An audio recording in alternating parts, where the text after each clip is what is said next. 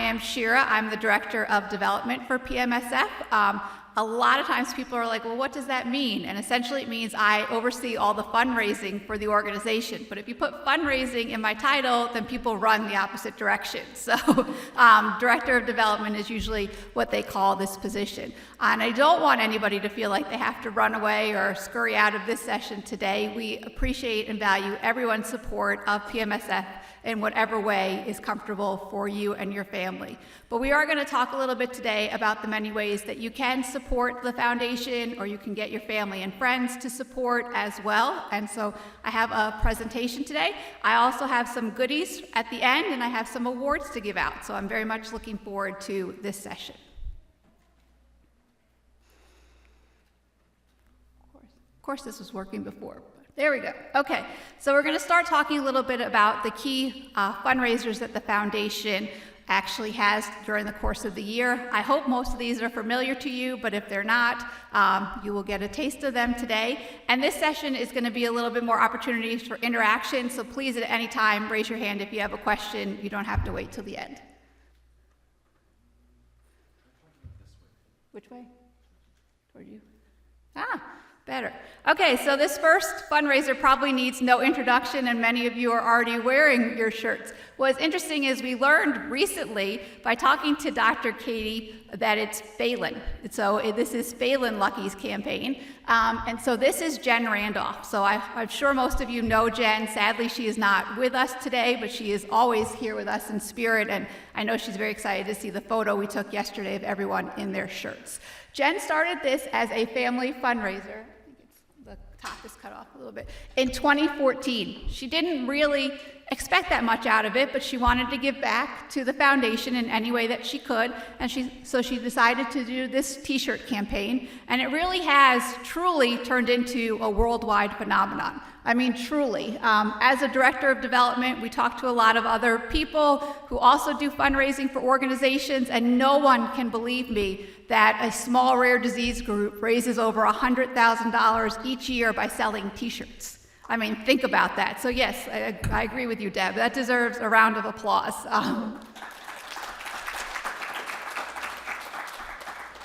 So Jen runs this campaign in January of every year, and it is very purposely in January so everyone can have their shirts by St. Patrick's Day in March. So it's a very strict 22-day campaign.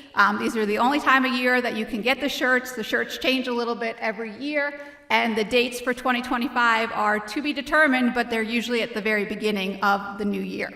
I think a key point that I want to make, though, is that while the campaign is hugely successful and we appreciate everyone's support, it makes up only about 15% of our budget each year. So what you're doing is amazing and spectacular, but if we only had the t-shirt campaign, then we would only have about 15% of the programs that we offer.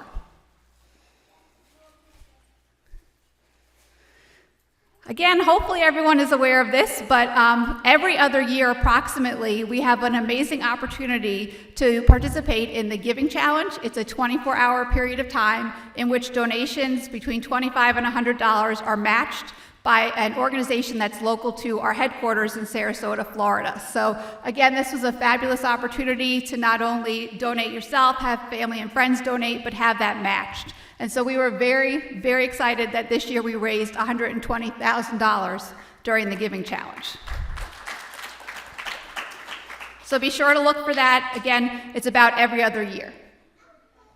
On the off years from the Giving Challenge, we have started the Raising Hope Through Movement campaign. And what this is we had it in 2023 for the first time, but we break up the United States into regions. So there's 3 regions, and each region has the opportunity to participate and have peer-to-peer campaigns and do fundraisers based on movement. So we feel very important that movement can be everything from pushing your child in their wheelchair to those who want to go to the extreme and run marathons, whatever works for your family, any sort of movement. For some people, they did a fundraiser page of their child going up and down a slide because that is what their loved one liked to do, and so that was the movement that they chose.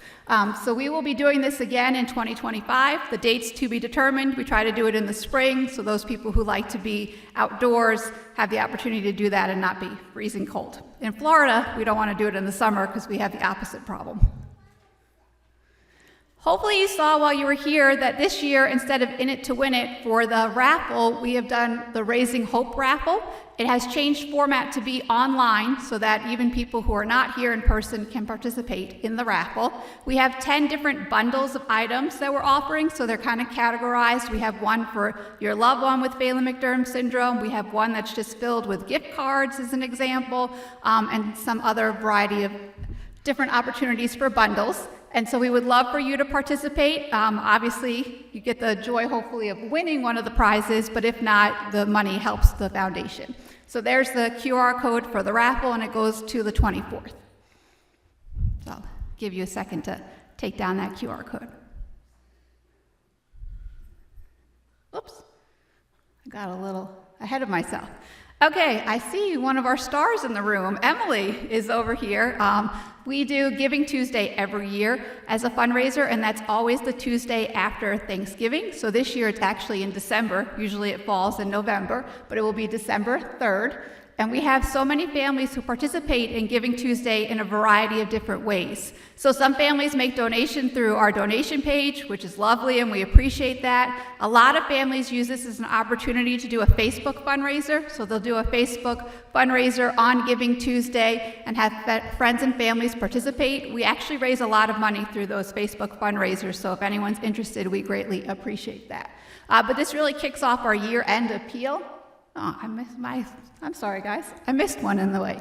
The halfway campaign, I don't want to neglect that. So Jen does a second campaign about halfway through from January to the end of the year. And it is going to be this year starting on July 29th. So that goes for 22 days. And this is where you can get an opportunity to get some early holiday shopping. And it's more items that are embroidered or more customized items, so not t-shirts at this point, but that's when you can get your hats. Some years she does socks. She changes up the stock every year, so be on the lookout, because on the 29th we will find out what's included this year. Okay, back on track.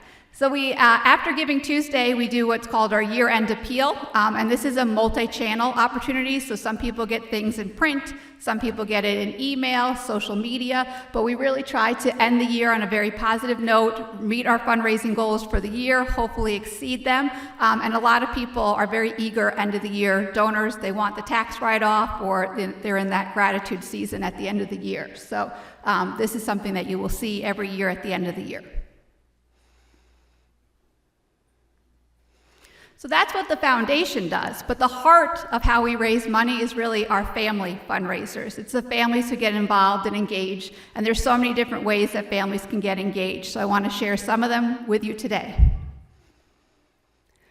We have a an online platform called Celebrate PMSF, and the URL is at the bottom, and I'm happy to direct people there afterwards if they'd like to come up. This is an opportunity for you to create a peer-to-peer fundraiser that resonates with your family and however your family would like to fundraise. So we have people who do this for birthdays, anniversaries. We've actually had people do it even in memory of a loved one who's passed away.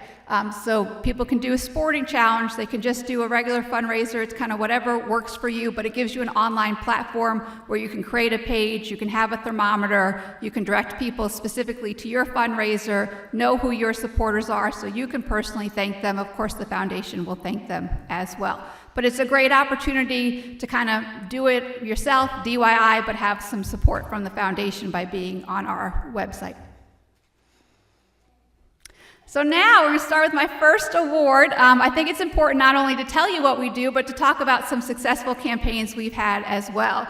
So we're so grateful that Angelica Torquistis created a Celebrate page last year in honor of her daughter, Olivia. She did a Walk Around Awareness Day. So it was based on the concept of, have people come and support our Walk for Olivia, and just had tremendous success. I don't think she expected to have as much success as she did, but she raised about $14,000. So we want to celebrate right now, Angelica. So if you will stand, we have a little something to bring to you.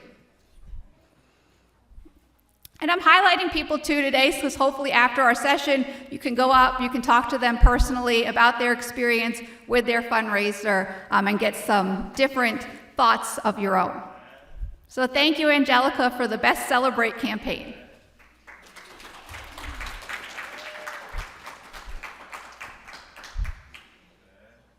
Another opportunity which is very similar to Celebrate is the 22 for 22 Q13 campaign. Again, it's a peer-to-peer fundraiser, but this one, the encouragement is for people over a 22-day period of time to think about making a $22 donation. We have a lot of people who give more than $22, which we greatly appreciate it, but it's kind of designed under this premise of small gifts make a big difference. And so we've had many people who have used this same platform as the Celebrate, but some people like this specific concept.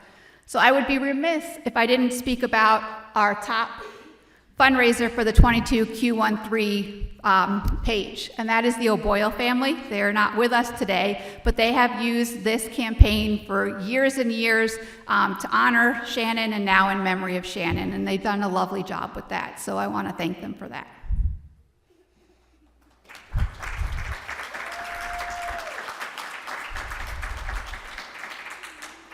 Another opportunity that families have to fundraise is through social media campaigns, and this could be through Facebook and Instagram. You can do it multi-channel through both of them or one of them.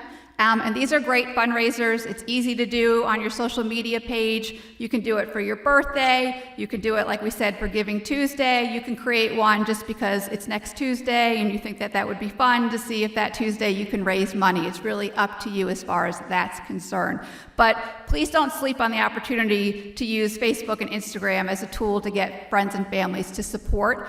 We have a lot of people who will create a birthday fundraiser, and some of them won't raise any money, and so they get a little sad, but we reach out to them and say, you know what, you raised awareness, and awareness is just as important to us as money. And they might then try again the next year, and they will raise a little bit of money, because you have to remember when you use a platform like Facebook and Instagram, there's algorithms at work, and people don't necessarily always see your post, and likewise, people might see it, think I'm going to do that later, and then forget about it. So I don't want to discourage anybody from doing it, but just kind of keep in mind that if you don't have success, please don't take it personally. Please think of it as an opportunity to raise awareness, and please consider trying again in another time. We do have a great Facebook story to tell you. Catherine, and I'm going to say this right, hopefully, Antoski started a Facebook fundraiser when she shared about her son's diagnosis. For her, I don't want to speak for her, but she wanted to share about Nico after they got the diagnosis, and she put together this post, and people asked, what can I do to help? And she turned it into a Facebook fundraiser, and she raised over $14,000 with a Facebook fundraiser. It was truly phenomenal. And so if you're in the room, if you can stand, we'd like to give you a little award. And thank you.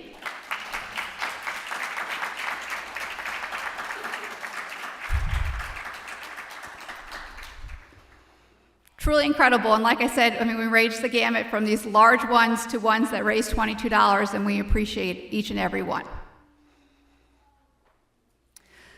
So those were kind of online fundraisers, but we also have quite a few families who do what we call family-based event fundraisers, so they are more in-person fundraisers, not online. And we as a foundation are here to support you in your efforts. We do have some guidelines that we ask families to follow when they're doing these fundraisers for the foundation, and so we're happy to work with you, collaborate with you as you create your personal kind of home-based fundraisers, if you will. So I'm going to give out some awards and tell you about a couple different family-based fundraisers that have been greatly successful and appreciated. I want to start with our most continuous fundraiser. So for 14 incredible years, the LeClaire's family have hosted a fundraiser in honor of their son, Logan. It's called Logan's Heroes, and it is a motorcycle-based fundraiser, and we could not be more grateful for their 14 years of support. So please stand so we can give you an award.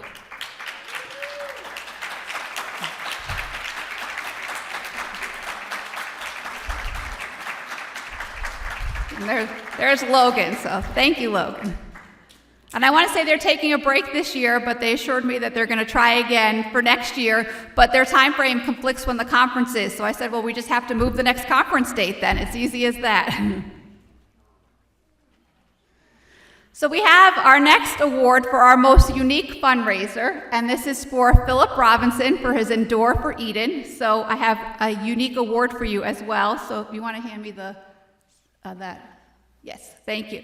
So I don't want to misspeak about what the fundraiser was, Philip, but it was to actually be the first to get a Guinness Book World Record for endurance golf, correct? Like 24 hours of golfing. There was 4 of you who spent 5 who spent 24 hours on a golf course playing as many holes as they could.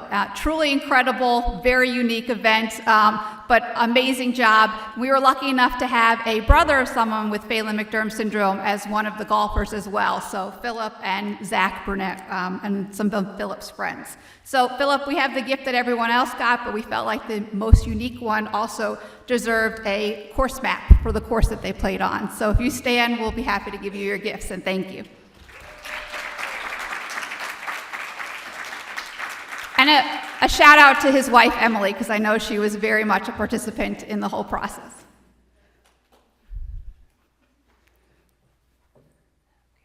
Our next one is for our best in-person fundraiser, and this is for Courtney Henderson and her event, Locals for Luke. So I think, Courtney, you're going into your 3rd year, is that correct? And this is a golf tournament. So Courtney has designed this golf tournament, and what I like about this model, and I think will resonate with a lot of families, is while they're very generous to the foundation, and we appreciate that, they split the proceeds for a trust for their son as well. And so that is a great model. We encourage you all to consider that model if it resonates for your family. But what Courtney has done in a short period of time is truly remarkable with her golf tournament. Again, kudos to her husband as well, but Courtney, if you stand, we'd love to give you an award.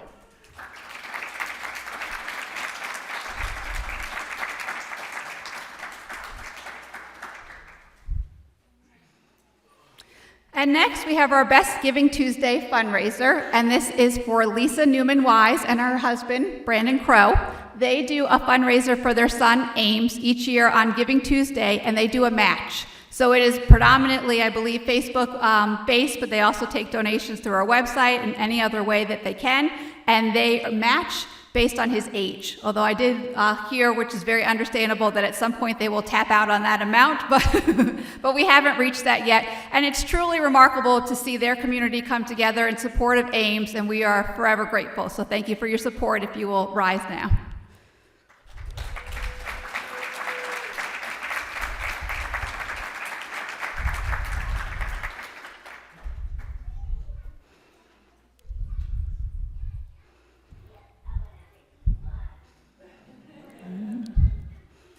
I would be remiss not to mention this family, so we have the next award for the best family effort, and this is to Mike and Jen Sento. So Mike and Jen don't do one fundraiser, they do multiple fundraisers each year, variety of different activities. Mike has run, I believe, a half marathon, and he used the Celebrate page. Jen actually sells things from their garden as a fundraiser, and so a variety of different ways throughout the year they are supporting the foundation, and we're very, very grateful. So Mike and Jen, if you will please rise, we'd love to hand you your award.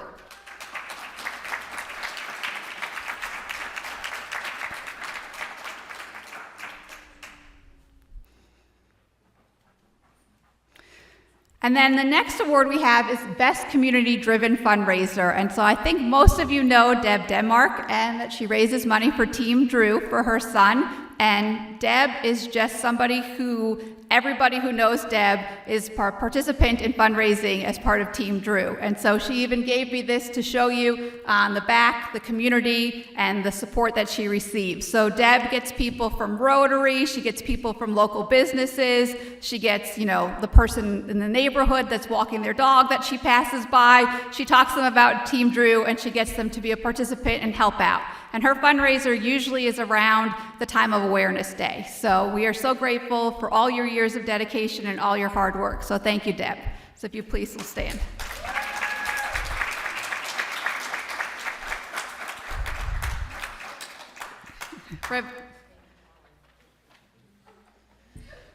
Okay, and then we have some other ways that you can help. So we want to give you opportunities to help support PMSF in the ways that works best for you and your family. And so I would be remiss if I didn't talk about some other opportunities to fundraise.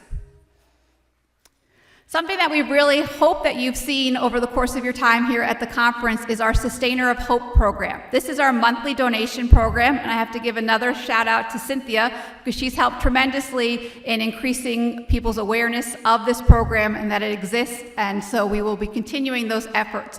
But essentially, if you go to our donation page, you can choose to make a one-time donation, which we are grateful for, or you can choose to take any dollar amount that you're comfortable with and turn that into a monthly gift. And so what happens is you enter it one time, you can pick an end date if you'd like to, you can set up for an account, so at a later date you can choose when you want to end it. We'll always help you with that part. But a lot of people set it up. It comes out each month. We send you a receipt each month, so we're not trying to have you guys forget that you're doing it. We want to honor you each month for your donation. It is so critical to our organization to have people who will join us as a Sustainer of Hope because we are 90% donation-based. So as an organization that's 90% donation-based, these monthly gifts help us to plan and help us to know how much money is coming into the foundation so we can choose the right amount to give out in our research grant program, we can continue our caregiver support groups, etc. A lot of people feel comfortable with the $22 amount for this, and that's fantastic. We can take donations as low as $5 in this program, and we appreciate whatever amount that you may be comfortable with. But I encourage you to please consider becoming a monthly donor and joining our Sustainer of Hope program. And I wanted to give a shout out to our current list of Sustainer of Hope donors. We have many more who have chosen to remain anonymous, but this is a listing of who we have at the moment as Sustainer of Hope. So thank you to everyone who has come along and become a monthly donor.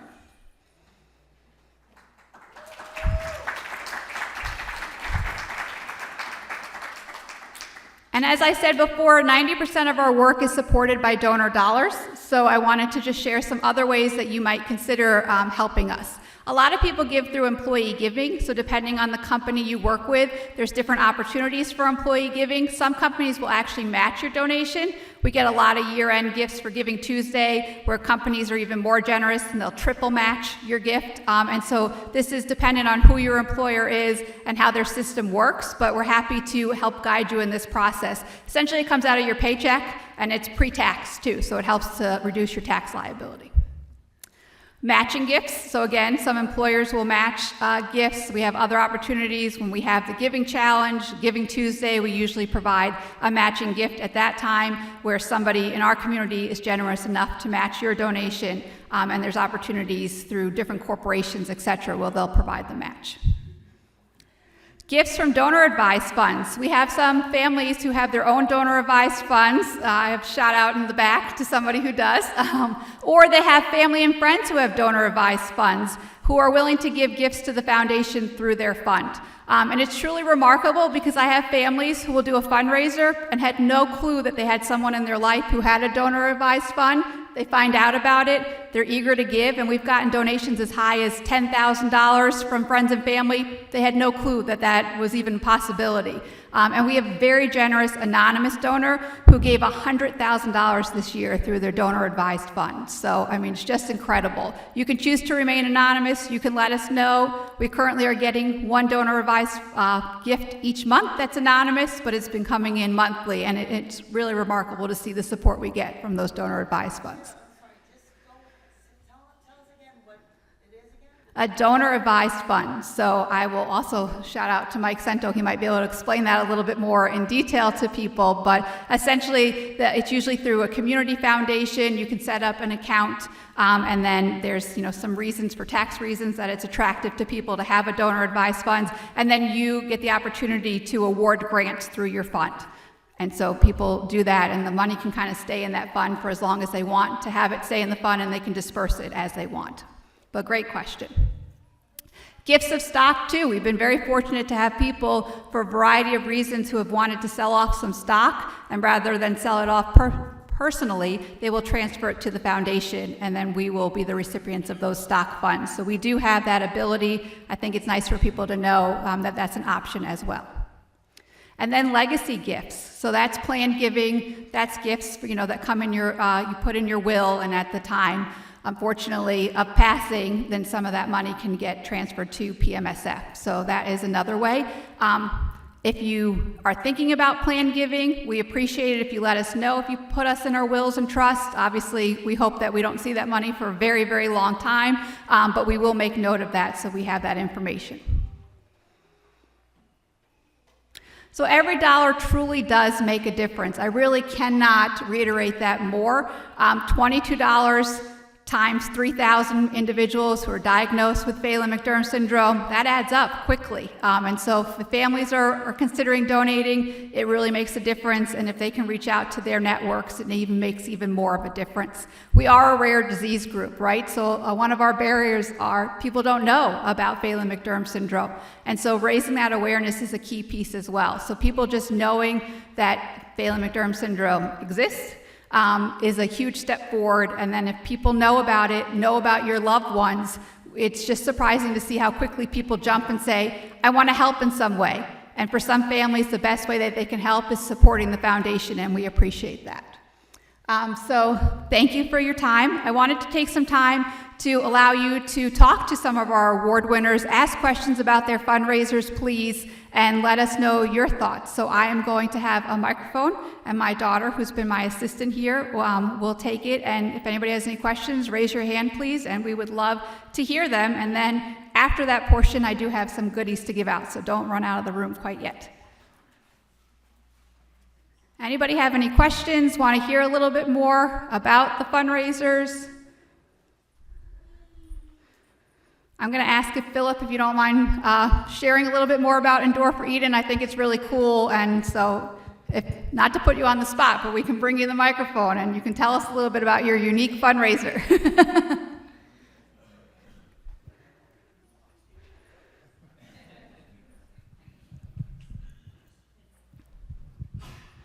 Test. Yeah, the Endure for Eden event was a 24-hour golf endurance event. It was all to benefit the Phelan-McDermid syndrome, but the secondary purpose was to try to set a Guinness World Record for most holes of golf played in 24 hours. So we started at 8 a.m. on a Friday. About 8 p.m. that night, we switched to glow-in-the-dark golf balls and had lights hanging from the holes and showing us where the tee boxes were. I think after 24 hours, each of the 5 of us had hiked about 65 miles or so, and we finished 200 holes of golf. I was hoping to have an answer from Guinness World Record before the event. It's awaiting final approval, so it's at least not pending anymore, but we still haven't received official word that we set the record. But. Well, thank you, Philip. And Philip did another golf-related event before this one that was equally as impressive, but maybe not as massive in scale. And so kind of like dipped his toe, figured out what worked and didn't work for him, and then did this amazing event. Next, because I'm just calling out people, I don't know, Mike or Jen, if either one of you would be willing to chat a little bit about your fundraising efforts. Yeah, so We can see he's good. we had gotten our diagnosis, and I just felt like I wanted to do something. I wanted to do something, and I didn't know what to do. So I was like, what if I run, like the New York City Marathon had just run, and I know people raise money for that in order to run. And I'm not a marathon runner, so I was like, let me try to do maybe a half marathon. And I kind of sent information around to my family and friends and posted to Facebook to try to get support. And I was able to raise more money than I thought I could. So it was a fun event to raise awareness. And I had a friend run with me that didn't know anything about Phelan-McDermid syndrome, but he's been a really good advocate, and he's donated and all that good stuff. And then Jen, my wife, she's a gardener. She loves to grow things in the garden, so she will grow flowers and vegetables and fruits and stuff, and she will put it out in front of our house with a QR code where you can scan the QR code. It's kind of like a honor system. You can take something, but just leave a donation, whatever you're comfortable with. And that's been pretty good in our neighborhood for people to get flowers and whatever. Yeah, we had. You say just donate anything? People donate like $100.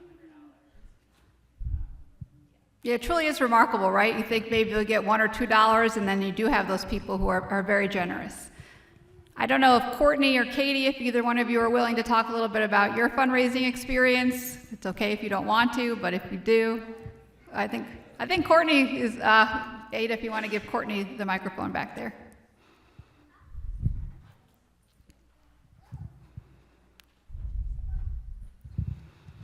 Hi, yeah, this year will be our third year for the golf tournament. I was kind of similar. It was like right after we found out, and I just, you feel helpless, so I wanted to do something.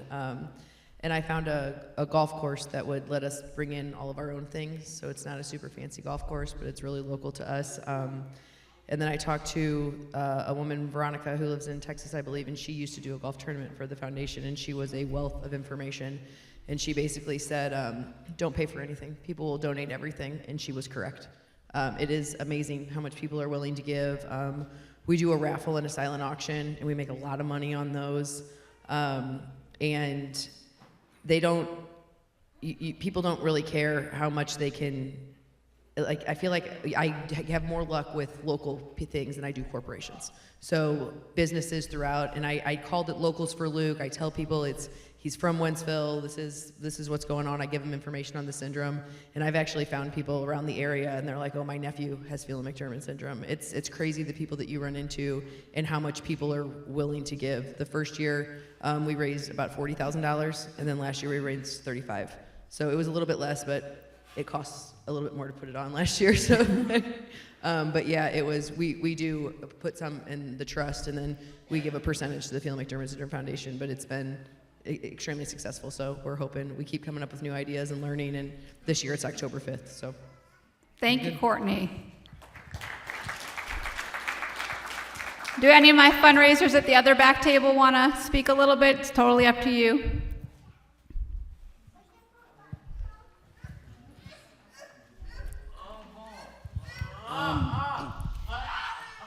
We started Logan's Heroes after we found out about Logan, so it was like, right after that, we sat in a fundraiser, and there was like, 600 people at that time worldwide. Nick was big help, and so we had, a lot of the Michigan families that came. One of the things is the advertising and the community. They actually have funds to give away. So if you're you're having a big event, and you're looking for a raffle, you're looking for food for the event, instead of paying as an expense, they will help you. So we would go around to the community and get a lot of donations. TV stations and radio stations love this. So I work at a TV station, and you can go in and do interviews. You can call them with your event for radio. And that helps spread, the word as well, to get as many people there as possible. I think we started out with, and do something you love, like we like to ride motorcycles. And so we started out, and we had a lot of friends from work and our family, and we had like 40 bikes, and I think the largest one we had was over 200 bikes. And it's just amazing to see everybody come out, for your kids and for the foundation. So I'll let Mike say something. Yeah, she did a pretty good job covering, but we were very surprised. We're not big, we always spent our lives working our tails off, and to actually it was very weird to go out and ask for donations. It's something like, it was tough, and you kind of suck. But it becomes very heartwarming to see how many people, especially a great organization like this, we've got documentation, we had ourselves somewhat educated on what this was, and we're able to communicate to the organizations that you're asking. The fact that, it is a 501c3 helps with a lot of businesses. They like to see that, so they know when they write a check that it's going to a good place. And we like to explain about some of the where the money's going, and that helps.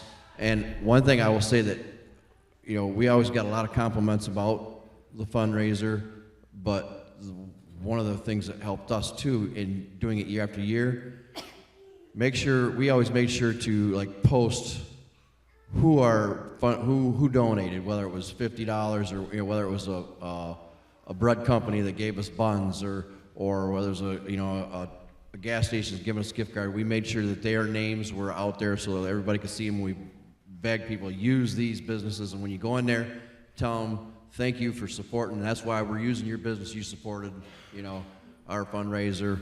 And at the end we would take all those lists of names and we would print. You can actually get a template off just free online to say a certificate of appreciation. It costs you a nickel to print it. We go to the Dollar Tree, I believe it was, for $1 you can get a frame, $1.25 now I guess. You can get a picture frame, it's glass, it cost me $1. I put a certificate in there and return it to that business saying thank you. And most of these are dumbfounded. They've donated and somebody came back to say thank you and acknowledged their donation. And we've had businesses, they've had them hanging there for 10 years or more, that they got this $1 plaque, even though it didn't cost us nothing. They really appreciate being acknowledged that they gave a donation. And like she said, you can turn anything into a fundraiser. You could play have a checkers tournament if you want to, but whatever your passion is, it's you can find a way to do it, and it does help quite a bit. And like I said, a lot of people out there are willing to give. You just got to be willing to ask, and especially if it's a good foundation to donate to. They're a lot more adamant to help it. There's a lot of people that want to donate, and they're just looking for places to give it, and good places to give it. So, and anybody, any outside of here, you want to hit me up, just hit me up, and I'll answer any questions I can. Thank you, Mike.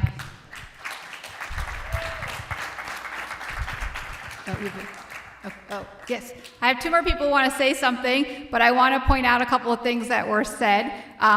First of all, we are happy to directly take donations on behalf of your fundraiser so people can get the tax deduction, so they can write the check out or donate directly through the PMSF donation page. Also want to point out that we do have so many, as Philip said, unique fundraisers, but we have Pie in the Face for Chase, where people throw pies in people's faces and they raise money. So you really can turn truly anything into a fundraiser. And then I have Cynthia who wants to speak, and then we will end with Deb. I don't know if Shira's going to be mad at me for saying this, but we'll see. I just wanted to also do a plug for our development committee, and that if you are interested in like raising money as a family is not always easy. We struggle, but for me, I feel like it's very beneficial to be part of the development committee and just to share what people are doing. And I know it helps so much when somebody is doing something and we share that, and people need to see what we're doing, that we have to advocate for each other. And if Logan's Heroes doing something, I share it. I share Mike's posts. I share all of your posts when I see them, because that's how we advocate for each other. And I don't think there's anything more important than that, and sharing. And when Shira's doing all the work she does for us on all this stuff, it's a lot of work. Help her out and share it. People might do more than you think.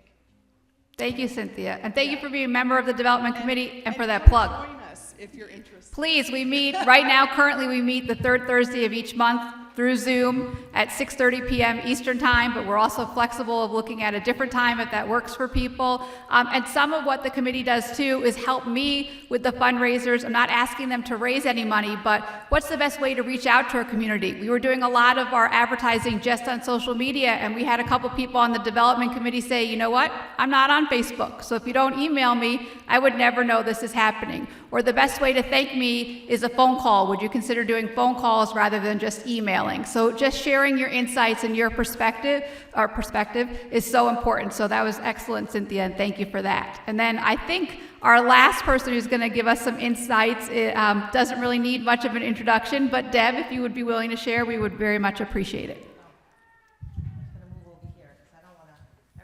I have something important to say, which I don't think we talked about it much, but one of the things that, thank you, Shira, you did a great job.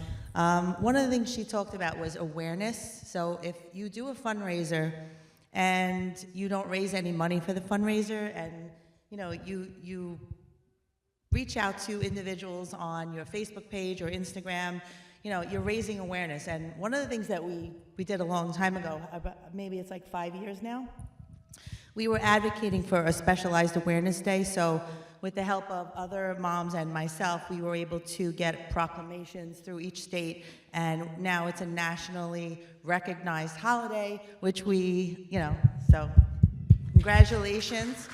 We're on the mark for PMS Awareness Day, which is October 22nd. If you don't know that, you should know that. So one of the things besides the fundraiser that I do each year, which is Team Drew, is I organize Awareness Day events on the 22nd. And what I did, and I encourage you to, reach out to your local fire department. And what they have done for me, I have a family full of firefighters, and they create this awareness event at the firehouse, and they bring the fire trucks and they bring fire hats, and they're so happy to do it. And I invite everyone in the community that comes to our event, and they love it. And all the kids get fire hats, they get to ride in the truck, they get to sit in the truck, take photos with the firefighters, and it's really been an amazing event each year. And one of the things that I think Logan mentioned was advertising, and how businesses really love to be recognized, and I'm going to definitely use that certificate because I think it's a great idea.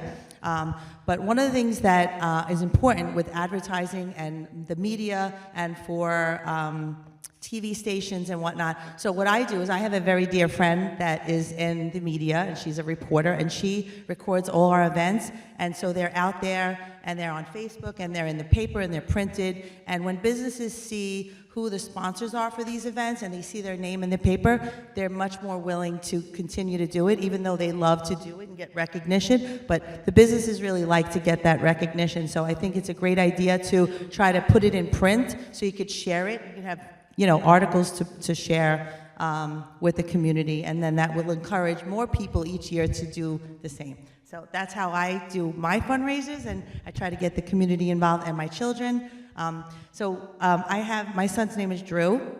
He's 16, and I have 2 older children, Julia and Justin, and they have created their own events in college and whatnot, and so I'm super proud of them for getting involved also. So thank you very much. Anybody want to talk after? I'm happy to talk to you after. Thank you, Shira. Thank you, Deb. Thank you, Deb. Thank you all for being here. Thank you to everyone who has given in any sort of capacity, whether it's your time, your treasure, or your talent towards the foundation. Thank you for being here today. Hopefully you come away with some thoughts of how you can help the foundation as well. I did promise goodies, so they're coming. So Ada and Brad have some items that they're going to go around and hand out to people. And if you don't get an item and you would like something, please stay at the end. We have some extra stuff as well, so we didn't know what crowd to expect. But if Ada and Brad will go around, we have some goodies to give you. And thank you for your time. Hope you enjoy the rest of today.